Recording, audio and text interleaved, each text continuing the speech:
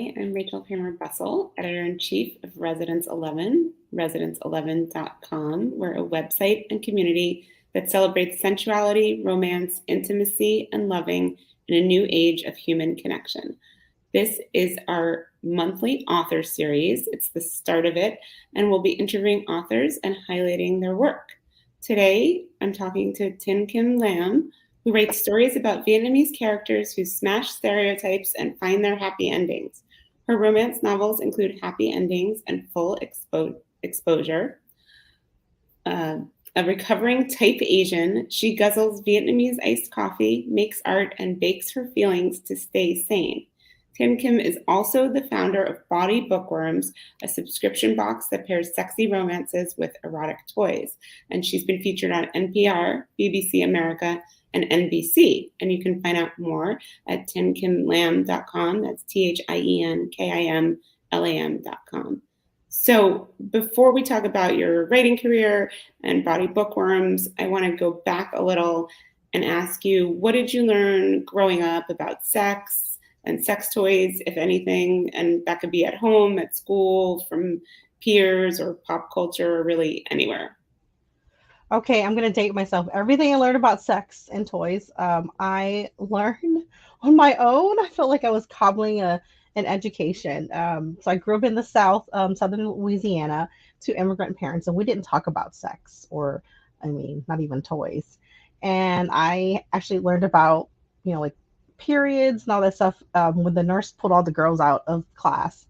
But the main way that I learned about sex was through romance novels and women's magazines. So we had a bookmobile that stopped in our neighborhood every week, and I would just like check out the max number of things they would let me.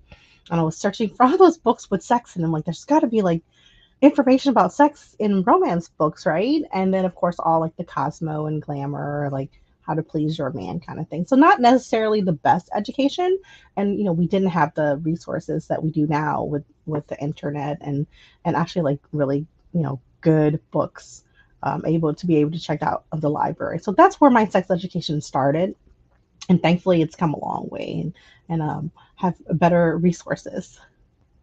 So, I was going to ask you how you got involved with romance, which I do want to know, but maybe you can talk about your overall career, like how you became both a sex toy company founder with Bawdy Bookworms, and also how you got into romance and whether they're related or they're sort of separate that converged, or what.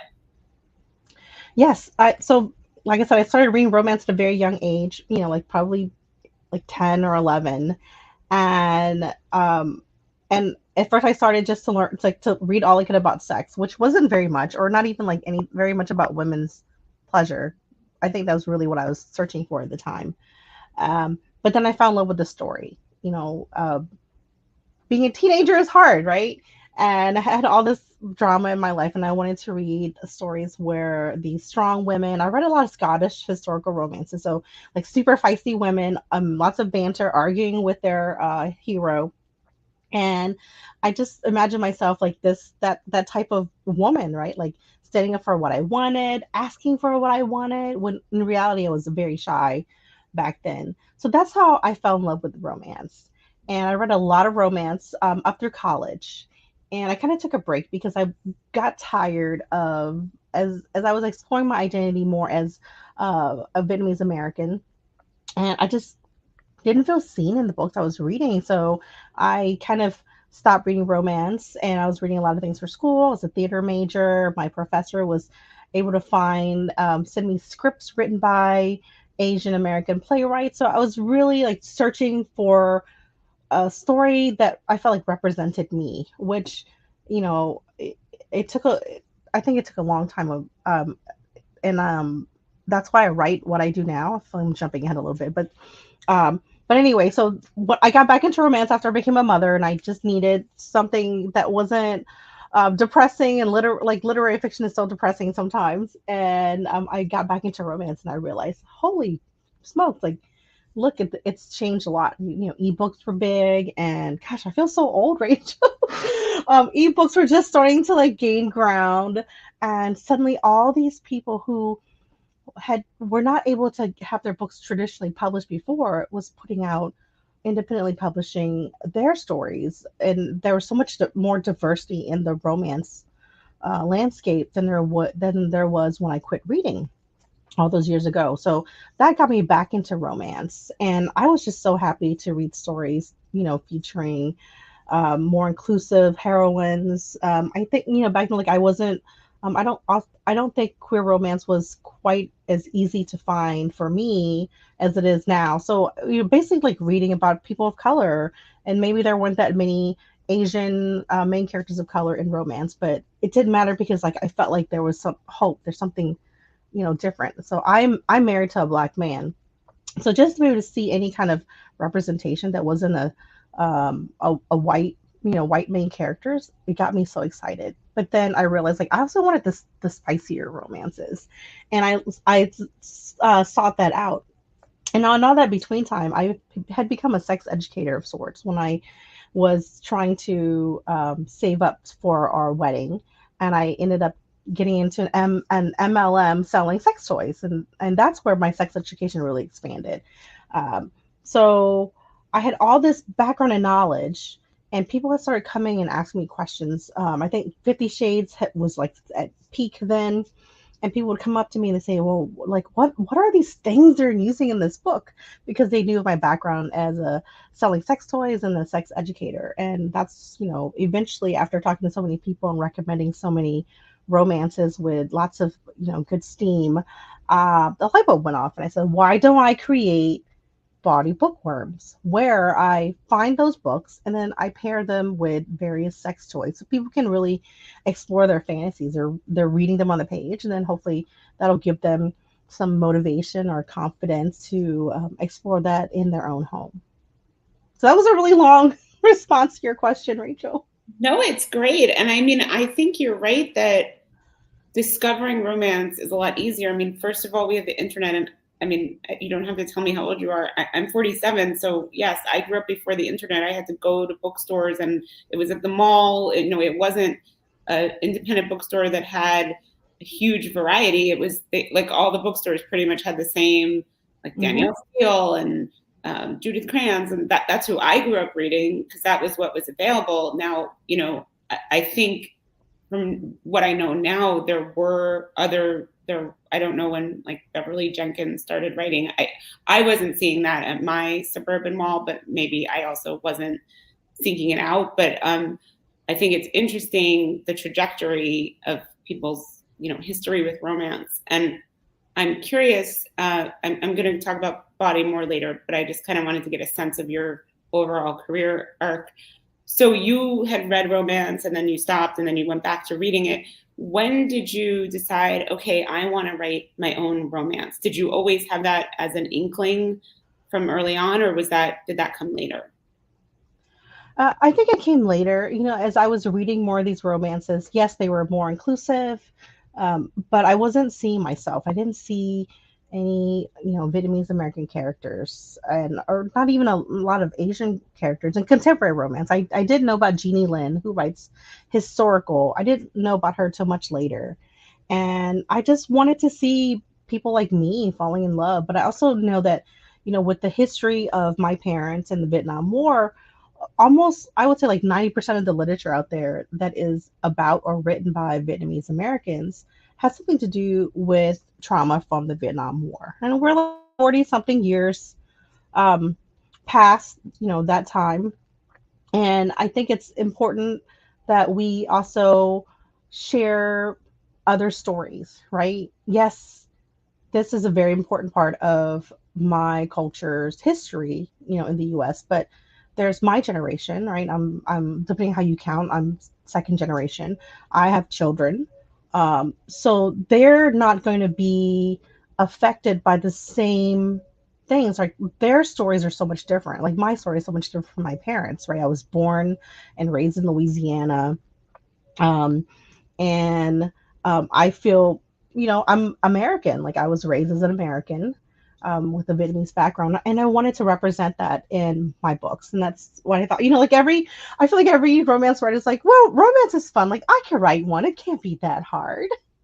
So I decided, to stop complaining, stop bitching about the fact that there are no Vietnamese American characters in romances and try my hand at one. And that's really the impetus. And I had to teach myself how to write a romance. I had to figure out, what kind of romances that I want to write. It's such a big genre. What did it, because I'd been in business for so long, I started thinking like, how did I want to market myself as an author? What kind of stories do I want to write? At first, I thought I wanted to write erotic romances, and I just, those. While my stories do have spice in them, like that's not the type of stories that I feel called to tell. And in my stories, I'm really exploring culture, how that affects, the characters' decisions, what they dream for in life, just to show people that like not every Asian person is going to be a doctor. Not every Asian person has family who disapproves of what they do.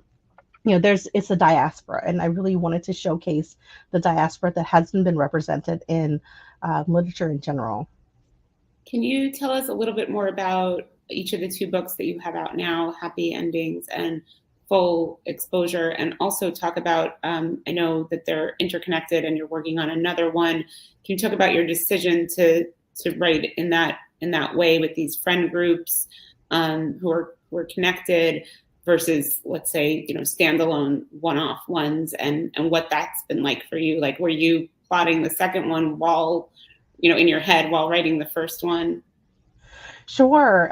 So I had looked at the market and I realized that series really sell, like interconnected series where each book is a different character, and that's how I wanted to pitch the story. So Happy Endings and Full Exposure, they're standalones, but they have the same friend group. And I thought this through. Like came up with the different characters in the friend group. They're called the Boss Babes, and basically they're all entrepreneurs and businesses that are they're non-traditional. So in Happy Endings, Trixie Nguyen, she is a sex toy sales consultant. I really wanted to like smash that stereotype of Asian women either being like hyper quiet and submissive, or you know super sexual. And I wanted to show this she's just a regular person, right, who learned about her sexuality as an adult and like felt called to teach. So I took a lot of inspiration from my experience there, because I think that who doesn't want to hear about a woman who sells sex toys for a living? Wouldn't that be fun? And so that's the story. It's a second chance romance. She runs into her ex at a bar where she's doing like a pop-up party event, and it's set in DC. So the whole series is set in DC. The girl group is set in DC, and her ex's neighborhood is being gentrified, and his restaurant that he inherited from his mother is not doing well. So they band together to do sex toy pop-ups to kind of get new business into his restaurant, and for her to really like grow her business, because her dream is to open up her own boutique. So I just thought it was just really fun, because here's gave me a chance to I enjoy writing, love scenes. I wanted to give the heroine um, a chance to play with toys on page. I think that's something we don't see enough of in romances. So yeah. And what about Full Exposure? Can you give us a little overview? Yeah, Full Exposure is one of the boss babes, Josie. She is a boudoir photographer, and she's in New Orleans for an impromptu vacation. She was there to do a shoot for a client, and it was canceled. So she decides to use it as a vacation that she hasn't taken one in years, and she accidentally whacks this guy in the head with Mardi Gras beads. And, so they have this whirlwind romance, and so it's an opposites attract, because Josie has certain plans for her life. Like she makes lists, she knows exactly what she wants to do with her life, her goals, and he just moved back home from DC, and he has always had a plan, and now he's ready to figure out what he wants to do with himself, and not necessarily what thinks is best for his family. So he's the oldest of Vietnamese immigrants. So he's teaching himself filmmaking, and he gives her a view the behind the scenes view of New Orleans, and they have a really good time. So I'm curious. I mean, you said I know happy endings, second chance romance. If they're not erotic romance, but how would you categorize them? Are they rom-coms? Like what subgenre would you put them in? So my publisher calls them rom coms. It's so funny because I never think I write funny, and then my people who read it and my friends be like, "Oh my gosh, this scene was hilarious!" Like I start laughing out loud. So I guess they're rom coms. You know, they're not. There are some serious issues, but I want the books to be just light, fun reads. And you mentioned earlier about including sex toys on the page. That's obviously a major plot point in Happy Endings because that's her job. Can you talk about what that was like for you as an author to be writing that, and why do you think we don't see it as much in romance? I mean, I feel like there is more now than say there was 20 years ago, but why isn't it more common? I think that a lot of people they're not comfortable saying that they use sex toys for various reasons. I think our society has kind of made people feel like there's something wrong with them if they're using a sex toy or any kind of accessory in the bedroom. Um, and that's what I wanted to dispel in the books.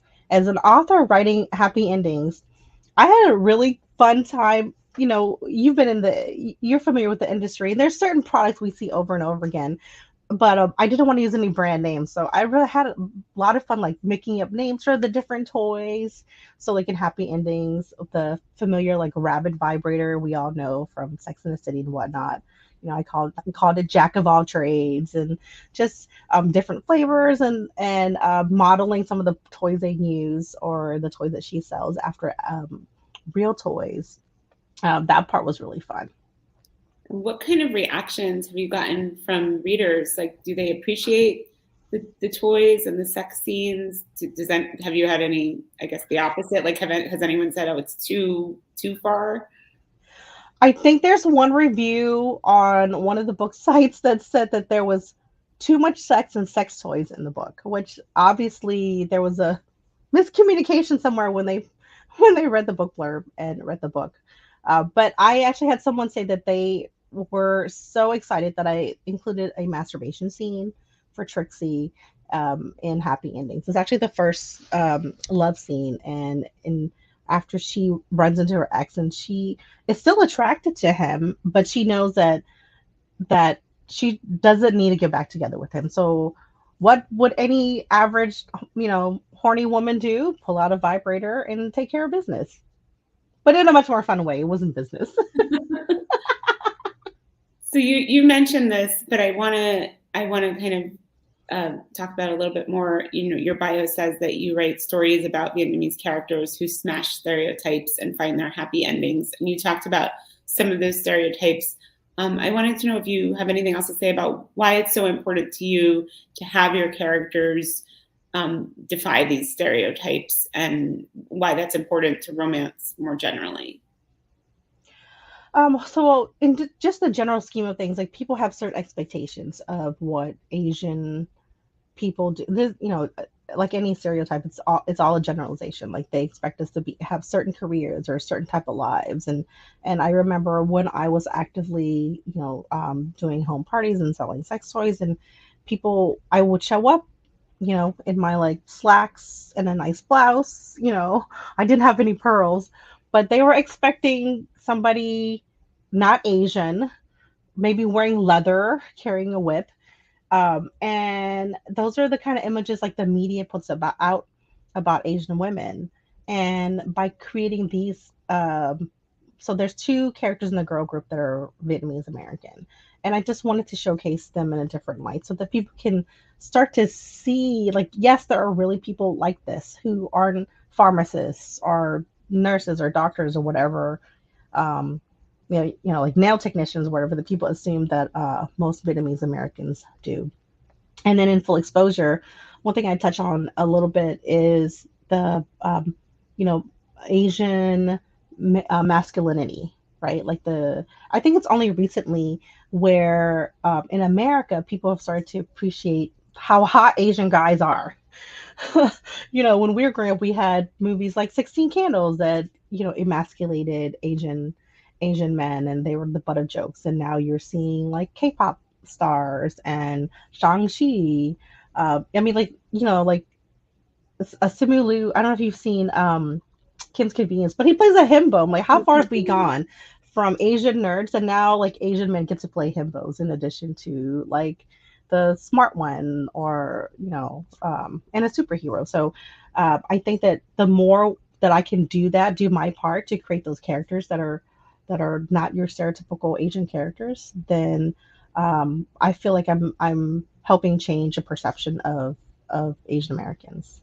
And you mentioned, not that you don't have to talk about this, but you mentioned that you're in an interracial marriage, and your characters, at least in first two books, are in interracial relationships. And my impression from just observing the romance industry is that when you say interracial, a lot of people think black and white, and that is not what's in your books. Can you talk about writing these interracial relationships and how the different cultural backgrounds of the couples plays out in the stories, and why that was important to you? Yeah, originally when I came up with these stories, I didn't expect that to be such a major touchstone for people to have two BIPOC characters as the main characters of a romance. And you're right, like a lot of the interracial romances is usually one character is white and the other character is a person of color. Um, and for me, like most of my friends are people of color, and that's the world around me, and that's the world I wanted to show. And I think it just worked out. Like when I pitched when I sent the proposal in for the rest of the Boss Babe stories, um, the full exposure and the one I'm writing now were the ones that my editor liked the best, and it just happened to have another Black and Vietnamese pairing. But I think that's really important. Like even though like so I grew up in a town where we were the only Asian family, so I really I hung out with both the black kids and the white kids, and I learned how to code switch right between both groups and then with my family. And I think that gave me a different look into um, African American culture. Like I'm not an expert for this book. I wrote what I knew, but then we also hired a sensitivity reader, which I was all for because there's a lot that I don't know. Like just because I'm married to someone who is black doesn't mean I know everything there is to be about being black, and there are things that I might have internalized that is doesn't work. So yeah, we got a sensitivity reader, but if there's anything I got wrong in there, it's all my fault. I will take credit for it, and that's all you can do, right? Like I want to write books that are characters that are um, represent, DC is like a multicultural landscape. I've lived in DC for over 20 years now, and that's what I want to show. And it's funny because when I got notes back from our sensitivity reader, she said this book has very few white characters, and I love that. And I love that. And I didn't even realize I did it on purpose, but I just wanted to showcase that because um, that's my world, and I think it's important for other readers to see that we can all have happy lives, even though there's drama, even though we're seeking love or having hard times. That this is a community that lifts each other up, and we can be happy without the history of trauma, hanging, even with the history of trauma that hangs over us. So we talked a little bit about Bawdy Bookworms, and you recently announced some major changes.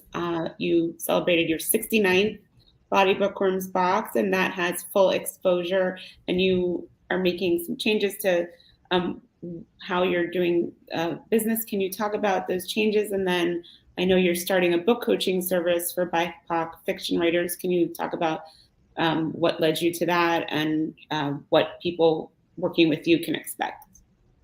Yes. So Bawdy Bookworms has been around for over 8 years. If you start the count of the conception of the idea to now, it's been almost 10 years, and that's a whole career, right? And I'm I'm just ready to move on. Like as my writing career grows, I'm feeling called in a different direction to help people, and that's why we decided that this is number 69. What a perfect way to finish. I want to go out with a bang, and my assistant and I had a really good time putting together everything in the box, and um, you know I've had so much support over the years from people, friends and customers, and I feel like we've done a lot to help people have conversations about their sexuality and to explore toys and stuff in the bedroom. But now, as I focus more on my writing, I want to help other BIPOC writers get their books out. Like there's you know, I think like publishing tends to focus on one type of story for different cultures, and I really want to encourage that don't fit in those little slots that publishers have put out for us, because we need those stories. We need more of them. We can't have like a handful of people represent an entire culture, right? So the more of us that are out there, then it can only get better for everyone.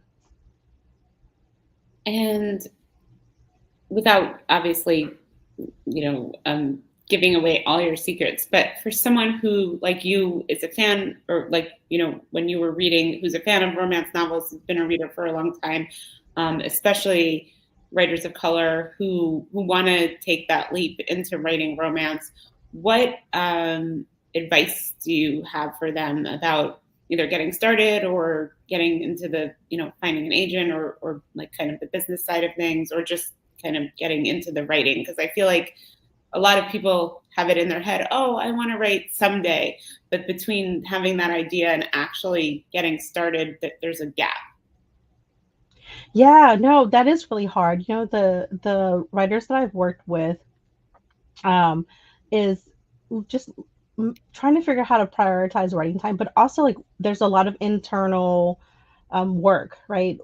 We've grown up reading books that are centered on white gaze. So how do we work through that and write the stories in our own voices to tell the stories of these characters and be true to ourselves? And I think that's something that I continue to work through, right? That's many years of unlearning, and that I want to help other writers work through, right? BIPOC writers, because we are automatically in that space. So, like, do we need to explain what pho is? If you had asked me 5 years ago, probably yes, right? We would have to explain what pho is, but now pho is like mainstream. So I think there are certain like understandings that you want to leave in, and maybe have readers just do a little bit more work. Google things. I'm okay with that. I think that I've gotten great reactions to my books, and there are things I don't explain that are um, people from a shared background get, and I think that's what makes his books hit the right spot for Asian readers. And I want other writers to do that too. So when I work with other writers, that's something we definitely talk about. We talked about some of the changes in the romance genre generally around diversity, and how there are more both self-published and traditionally published books by authors of color starring characters of color. Can you talk about what you see as the changes that have happened around diversity within romance, and where you think it's still lagging, and where you'd like to see romance going in terms of supporting authors of color more, and welcoming more of those voices that you were talking about just now? Yeah, so I think I'm traditionally published, so I have more experience in that, and I think that publishers are trying. There's some publishers are trying to um, put out more books by diverse writers. And I just think that they're just so big and they move so much slowly and they work so far ahead of time. So they're not as nimble as someone who independently publishes. So I think that it's going to take time to see change, but I'm seeing it faster and faster. I mean, um, like sapphic historical romances, like that didn't exist 5 years ago, right? That in traditional publishing space, and now we're seeing more and more of it, and that's really exciting. As far as indie publish, I think that the indie publishers are great because you can write those type of stories and not have to worry about gatekeepers. I think the hard part is discoverability, right? Because it's a really crowded space. So how does someone who maybe not have the financial means or know the right people to get their book out there? So that's always challenging. And that's I'm always asking friends to recommend books to me that they, wherever they find it, KU, Kobo, whatever, that have more inclusive characters, because I think like right now, like that's the best way. So if you read a book that is inclusive and you loved it, like start telling people, leave reviews so that you can help other people discover those books. Um, and then where are we lagging? I think that we are lagging uh, in general, like romance publishing is BIPOC queer romances. We're seeing a lot of queer romances with white characters, but I would love just to see more queer pairings with characters of color. And I know there's some out there, like definitely like tweet me or message me or whatever, if you have one of those books, because I would love to read it. Um, but like we can always have more. That makes sense. And yeah, I mean, I would say I get like 80 to 90% of my romance reading recommendations from Twitter and Instagram from other authors or readers or book accounts. And a lot of times they're indie published authors or people I've never heard of, because where I live, I don't get to a physical bookstore that often.